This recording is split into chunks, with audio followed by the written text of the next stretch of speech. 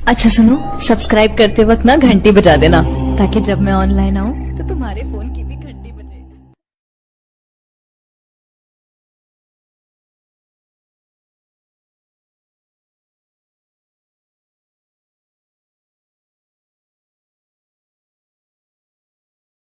नई आर्थिक नीति। आजादी के बाद 1991 का साल भारत के आर्थिक इतिहास में एक मील का पत्थर साबित हुआ। इससे पहले देश एक गंभीर आर्थिक संकट के दौर से गुजर रहा था और इसी संकट ने भारत के नीति निर्माताओं को नई आर्थिक नीति को लागू के लिए मजबूर कर दिया था। नई आर्थिक नीति के तहत निम्नलिखित कदम उठाए गए। वाणिज्यिक बैंकों द्वारा ब्याज दर का स्वयं निर्धारण। उदारीकरण नीति के तहत सभी वाणिज्यिक बैंकों ब्याज की दर निर्धारित करने के लिए स्वतंत्र होंगे। उन्हें भारतीय रिजर्व बैंक द्वारा निर्धारित ब्याज की दरों को मानने की कोई बाध्यता नहीं होगी। 2. लघु उद्योग एसएसआई के लिए निवेश सीमा में वृद्धि। लघु उद्योगों में निवेश की सीमा बढ़ाकर 1 करोड़ रुपए कर दी गई है,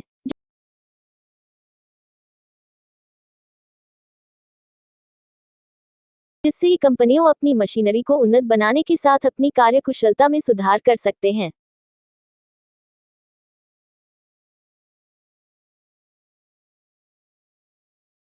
3. सामान आयात करने के लिए पूंजीगत स्वतंत्रता। भारतीय उद्योग अपने समग्र विकास के लिए विदेशों से मशीनें और कच्चा माल खरीदने के लिए स्वतंत्र होंगे।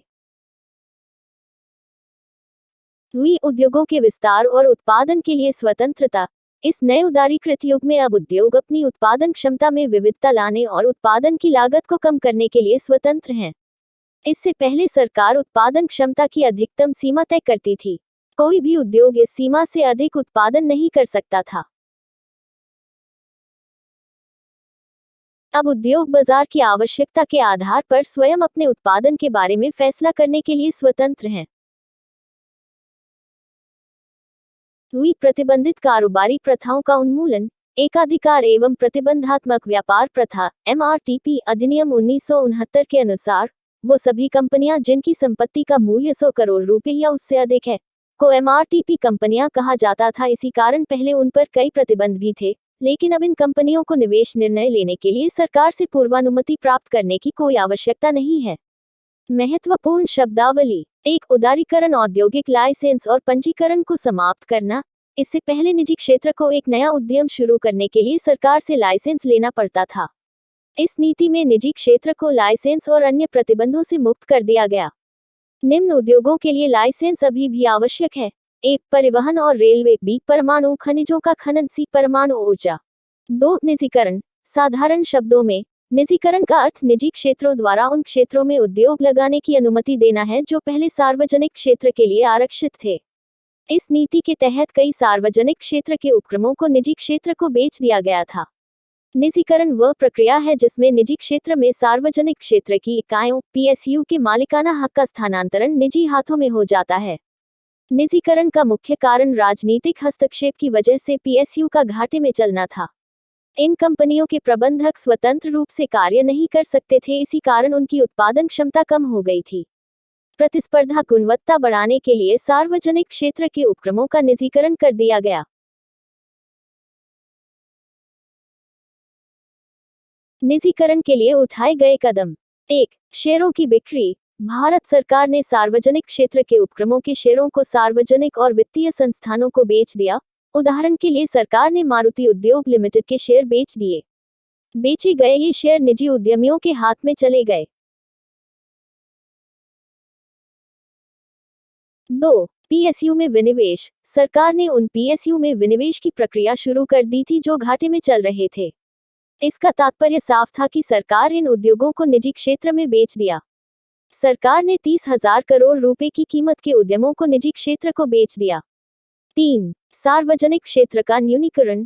इससे पहले सार्वजनिक क्षेत्र को महत्व दिया जाता था और ऐसा माना जाता था कि यह औद्योगिकरण को बढ़ाने के साथ साथ गरीबी को हटाने में भी मदद करता है। लेकिन सार्वजनिक क्षेत्र के ये PSU नई आर्थिक नीति के अनुरूप कम नहीं कर सके और लक्ष्यों को हासिल करने में नाकाम रहे थे और इसी कारण बड़ी संख्या में उद्योगों को निजी क्षेत्रों के लिए आरक्षित कर दिया गया था। PSU की संख्या घटकर 17 से 3 कर दी गई।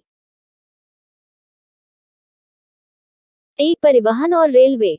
बी. परमाणु खनिजों का खनन। सी. परमाणु ऊर्जा। 3. वैश्वीकरण। वैश्वीकरण का अर्थ वैश्विक या विश्व भर में फैलने से है, अन्यथा व्यापार को पूरी दुनिया में ले जाना है। वैश्वीकरण का अर्थ मोटे तौर पर विदेशी निवेश, व्यापार, उत्पादन और वित्तीय मामलों के संबंध में बाकी दुनिया के साथ घरेलू अर्थव्यवस्था को जोड़ना है। वैश्वीकरण के लिए उठाए गए कदम। आयात दरों में कटौती। आयात पर सीमा शुल्क लगाया गया और निर्यात पर लगाए गए शुल्कों को धीरे धीरे घटाया गया ताकि भारत की अर्थव्यवस्था को वैश्विक निवेशकों के लिए आकर्षक बनाया जा सके। 2. दीर्घकालिक व्यापार नीति। विदेशी व्यापार नीति को लंबी अवधि के लिए लागू किया गया। 3. मुद्रा की आंशिक परिवर्तनशीलता। आंशिक परिवर्तनशीलता का अर्थ भारतीय मुद्रा को अन्य देशों की मुद्रा में एक निश्चित सीमा तक परिवर्तन करने से है। इसका सीधा फायदा यह हुआ कि अब विदेशी निवेशक या भारतीय निवेशक अपनी मुद्रा को आसानी से एक देश से दूसरे देश में ले जा सकते हैं। विदेशी निवेश की इक्विटी सीमा में बढ़ोतरी। कई क्षेत्रों में विदेशी पूंजी निवेश की सीमा 40 से लेकर 100% तक बढ़ा दी गई है। 47 उच्च प्राथमिकता वाले उद्योगों में बिना किसी प्रतिबंधों के 100% प्रत्यक्ष विदेशी निवेश (FDI) की अनुमति दी गई है। इस नीति के लागू होने से भारत में विदेशी मुद्रा का प्रवाह बढ़ेगा, जो कि देश के विदेशी मुद्रा भंडार को मजबूती प्रदान करेगा। दोस्तों, आप सभी का हार्दिक स्वागत है हमारे चैनल पर और हमारे चैनल के साथ बने रहे। दोस्तों, हमारा YouTube चैनल का नाम @UPSC_Anonymous_Quiz है और हमारा टेलीग्राम चैनल में @UPSC_Anonymous_Quiz नाम का ग्रुप बना हुआ, उसे ज्वाइन जरूर करें। हमारी इंस्टाग्राम आईडी है, फॉलो जरूर करें। हमारे फेसबुक पेज @UPSC_Anonymous_Quiz। इन सभी चैनल की ज्वाइन और सब्सक्राइब लिंक वीडियो के नीचे डिस्क्रिप्शन बॉक्स में दिया हुआ, जिसके माध्यम से में फॉलो कर सकते हैं। हमारा व्हाट्सएप ग्रुप बनने जा रहा है और कॉल सेंटर की भी व्यवस्था की है, जिसके माध्यम से आप हमें संपर्क कर सकते हैं। यूपीएससी और बाकी सभी एग्जाम के लिए महत्वपूर्ण PDF हमारे टेलीग्राम चैनल उपलब्ध है और गूगल पर हमारे चैनल की वेबसाइट भी बनाई जा रही है। चैनल को अधिक से अधिक शेयर जरूर करें।